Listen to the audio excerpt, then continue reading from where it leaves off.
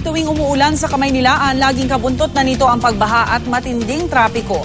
Sa San Mateo, Rizal, paglalagay ng CCTV camera sa iba't ibang pangunahing lansangan at sa mga nasa tabing ilog ang naisip na paraan ng mga otoridad para mapaghandaan ang baha.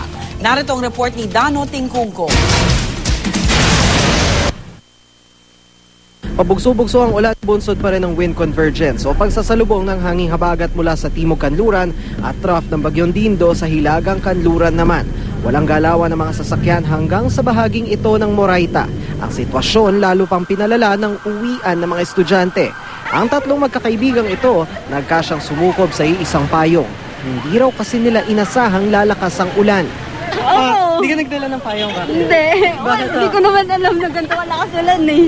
Siya may jacket, siya may payong, ikaw walang jacket, walang payong. Hindi ko naman kasi inaasahan na uulan. Hindi mo inaasahan ng ulan. Pero may bagyo. May bagyo ba? Pero halimbawa pag ganyan, tapos kailangan mo tumuwid para may masakyan ka, paano Tatakbo na lang. Tatakbo. Takbo-takbo. Oo, pag malakas ang ulan, walang magagawa eh. Mababasa ka rin naman eh.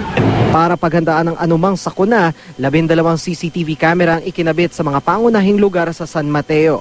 Mainam daw ito para masabihan agad ang mga residente kung mabilis ang pagtaas ng tubig.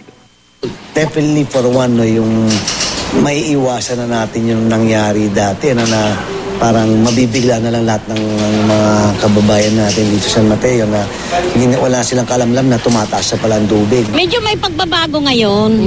Kasi malayo pa lang sinasabi na eh. Okay na, mapaghandaan agad.